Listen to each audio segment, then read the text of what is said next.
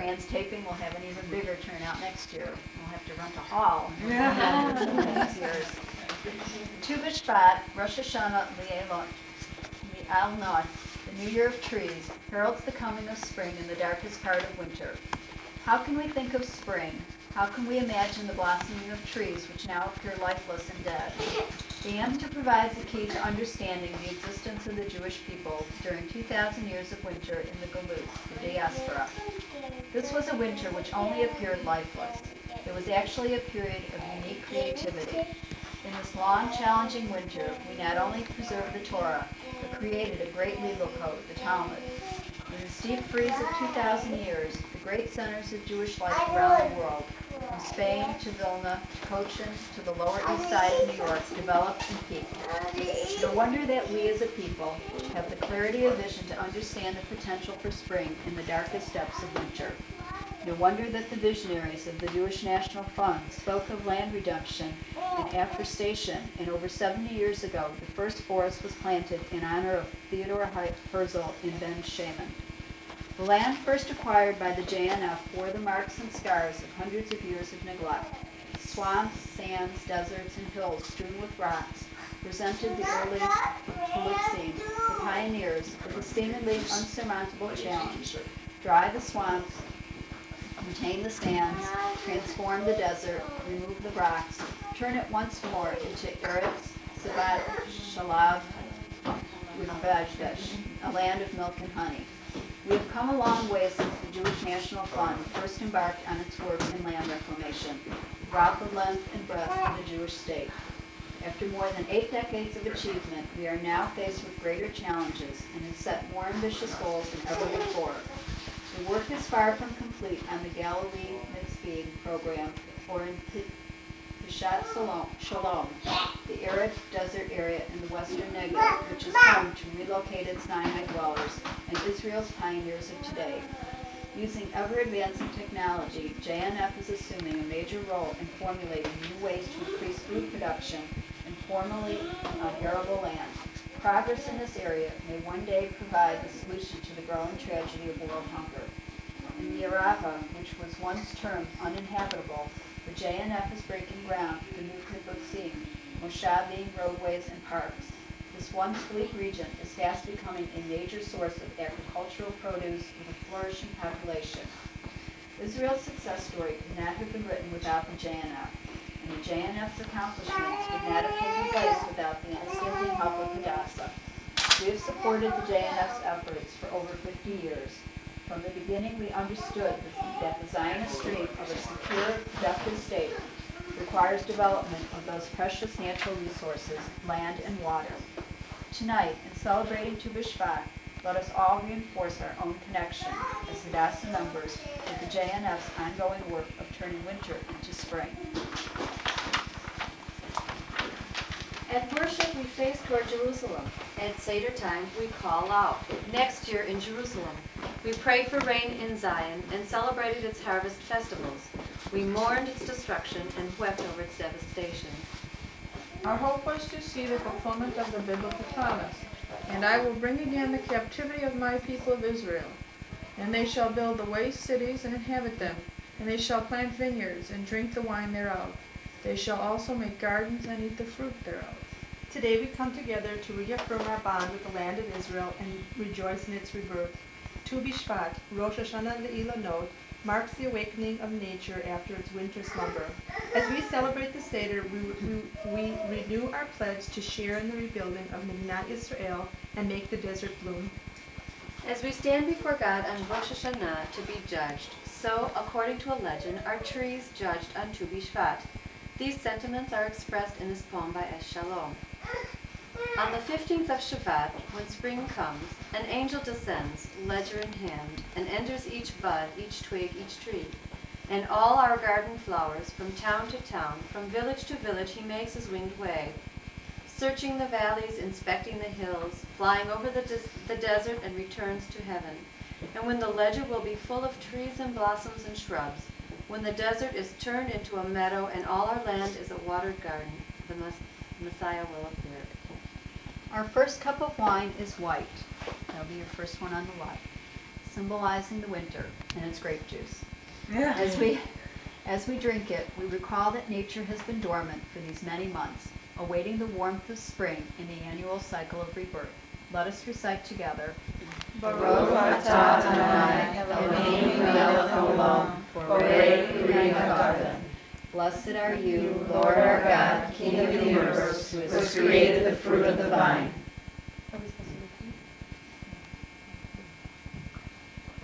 The first kind of fruit we eat in honor of Tu B'Shvat is that of the type which has an outer inedible shell, the almond.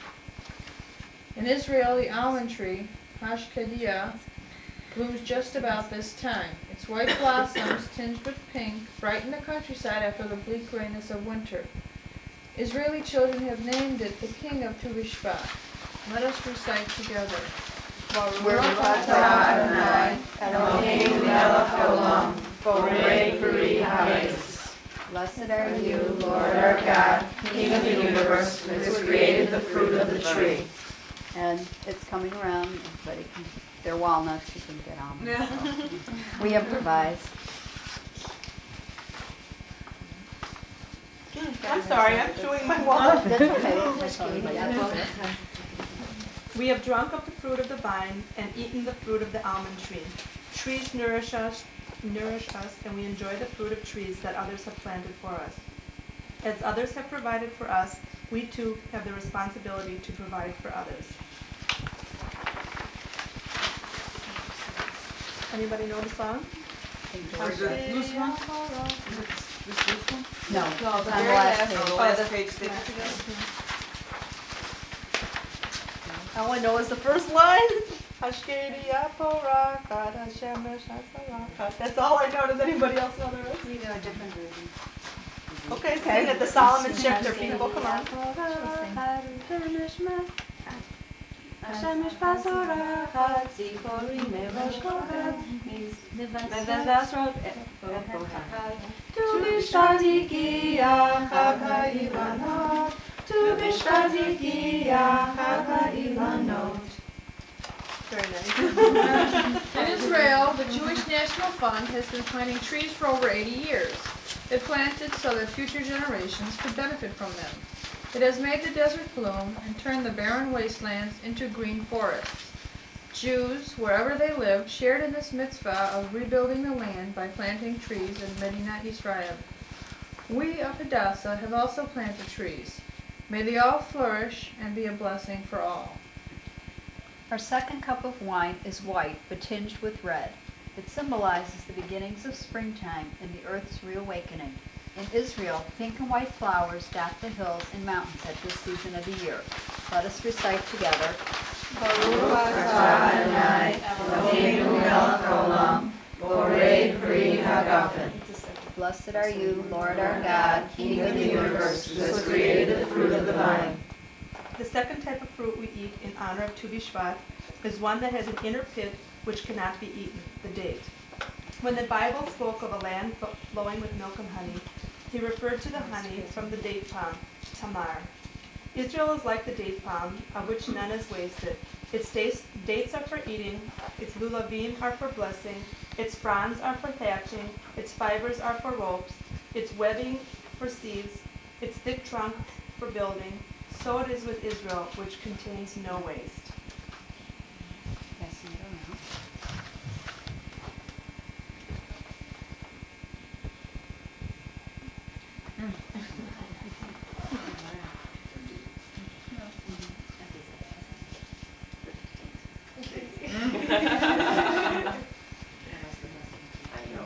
Everybody have one? Okay. Let us recite together. Baruch atah Adonai Eloheinu melech haolam, borei peri hagadol. Blessed are you, O Lord our God, King of the universe, who has created the fruit of the tree.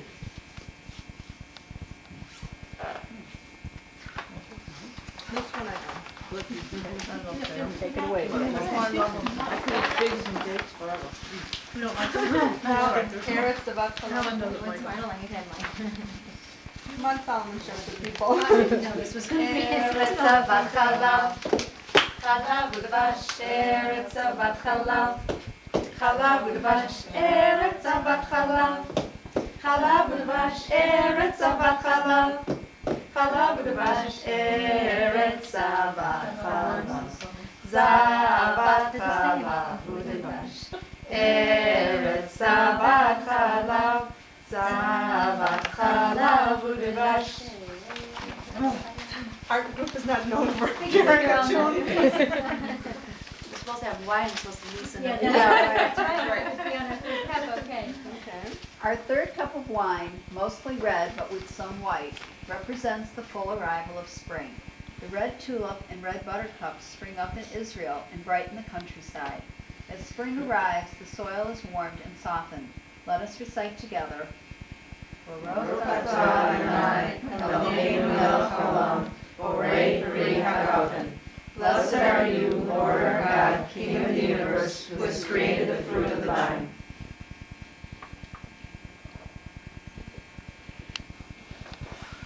That's the part I miss out on. It's going to my head, sorry. All the fruit All those fruits. Yeah. The third type of fruit we eat in honor of Tu B'Shvat has both an inner pit and a hard outer skin which cannot be eaten, the avocado. There's plenty.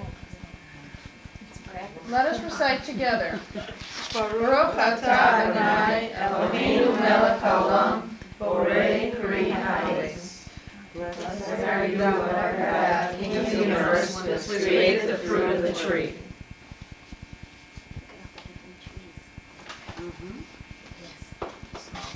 This is the hard one, yeah. You got the hard one? The hard one. There was one In the hard book one. of B'shevat, Genesis, we read, And God said, Let the earth bring forth grass, the herb yielding seed, and the fruit trees yielding fruit after his kind, whose seed is in itself upon the earth. And it was so. And the earth brought forth grass, and herb yielding seed after his kind, and the tree yielding fruit, whose seed was in itself after his kind. And God saw that it was good. The tongue twister.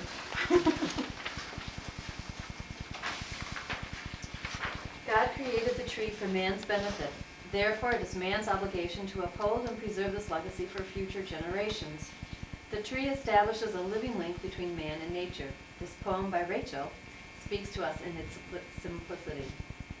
Artsy, land of mine, I have never sung to you, nor glorified your name with heroic deeds or the spoils of battle. All I have done is plant a tree on the silent shores of the Jordan, and my feet have trodden a path across the fields. This is where it was messed up, right? Mm-hmm. It should say something about that fourth. Yeah, okay. What's that? This is where it was. All right. Our fourth cup of wine is completely red, symbolizing the full glow of summer. The crops are growing and flowers are in full bloom. In the months to come, nature will provide many varieties of fruit for our delight and sustenance. Let us recite together. And then you've got to go back to the second column, the previous page. Baruch atah Adonai, Eloheinu melech haolam, borei peri hagafen. Blessed are you, Lord our God, King of the universe, who has created the fruit of the vine. The Torah characterizes the land of Israel as being blessed with 7 varieties of produce, a land of wheat and barley, of vines, figs, and pomegranates, a land of olives and honey. We have had wine and fruit. Let us taste of wheat. That's the one thing we don't have is the bread. But we do have the olives we can pass around, and there are figs that we can pass around.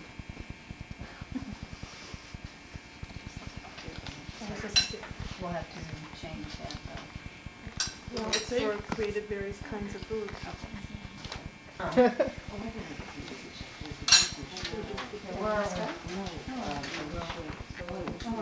She just, yeah, I don't know. She was there before. Yeah, she was there before my time and now. The big kids.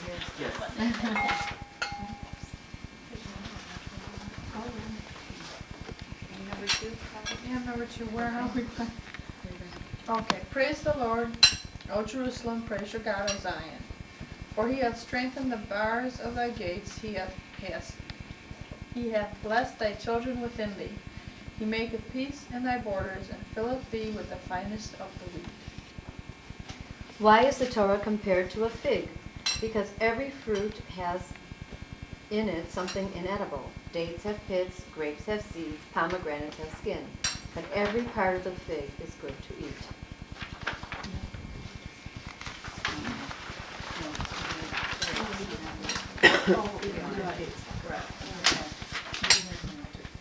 Let us read together. Baruch atah Adonai, Eloheinu melech haolam, borei b'ri ha'etz. Blessed are you, Lord our God, King of the universe, who has created the fruit of the vine. Well, that's for Tree. tree. Fruit of the Tree, I'm tree. sorry. Oh, there we go, okay. Sorry about that. Yeah. It is fruit, but I did what it said, it is fruit. It wasn't I The columns are. mixed up. We need to get a new one. Yeah, oh yeah, they put the wrong thing. The fourth fruit we eat in honor of Tu B'Shvat is one which can be entirely eaten, the raisin. The raisin is a dried grape and is the fruit of the grapevine. Let us recite together. Baruch atah Adonai, Eloheinu melech haolam, borei b'ri ha'etz. Ha'etz. Yeah, the next house says that. Where are we? We're done with the grape juice. No, this is No, the grape, it's the raisin itself. And Raise it's my Why is grape? No, it comes from grape, it comes from vine. The Yeah, fruit of the Oh, grapevine. oh, so yeah, the it is raisins, okay. yeah. And Okay. grapes become like this. Okay. Maybe not my grapes.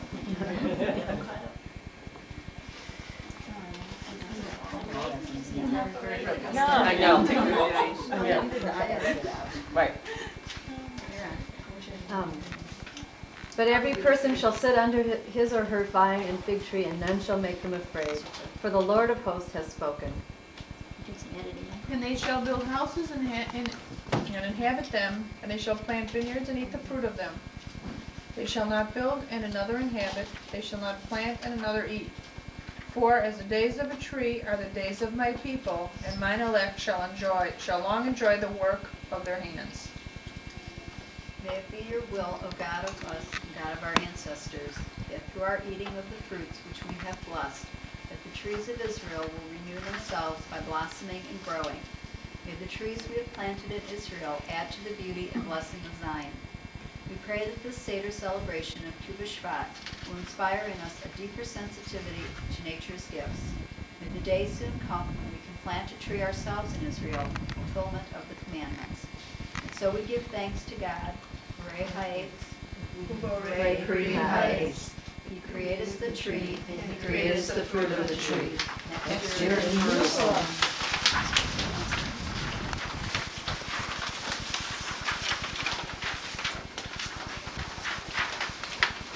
Does anybody want any more fruit?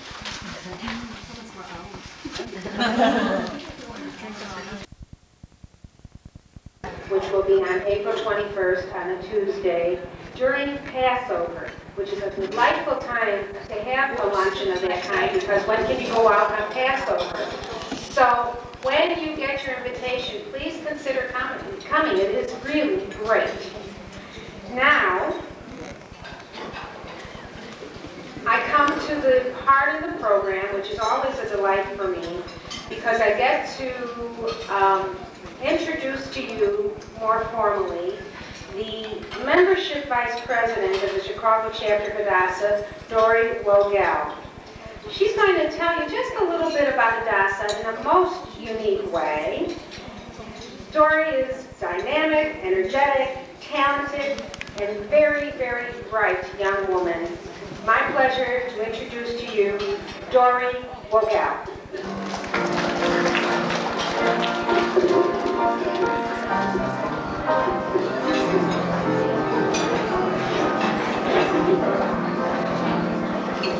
I just want to ask you all one question. What good is sitting alone in your room? Come join Hadassah now. Life can be rich and so much fun. Just let us show you how. Put down the funnies and horoscope too. It's time for a change of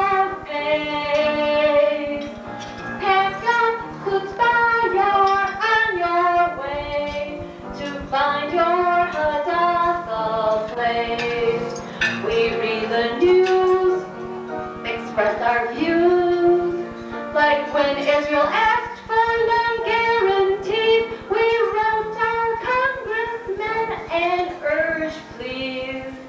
Hadassah has projects for young children too. Hashachar can light the way. Hamakshi for when they grow.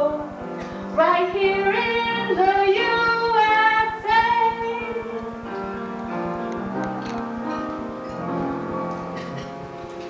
Let's say that you are single and can't mingle.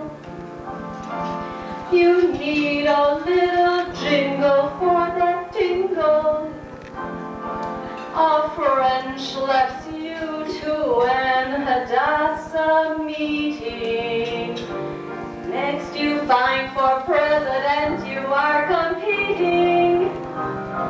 And by the way, they're great gals you are knowing.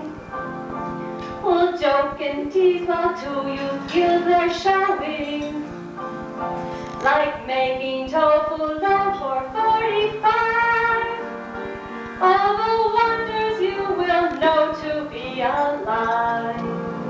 You'll be enjoying each affair after affair, while showing to the world you really care.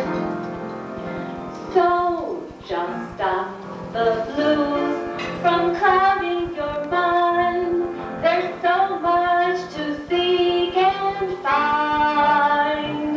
With the history of Spanish Jews this year, our chapter is well aligned.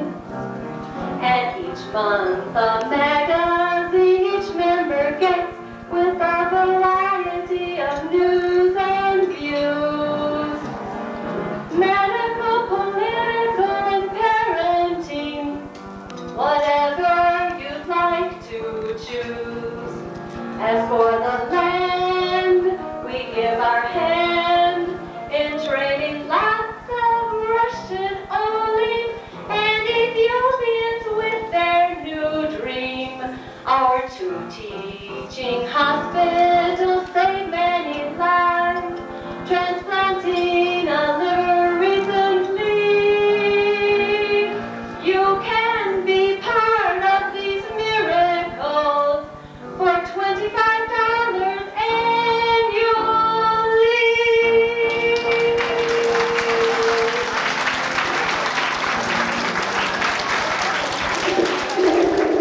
Was that not creative stories? And you really did get the story, Hadassah, in this short song. I want to pick up on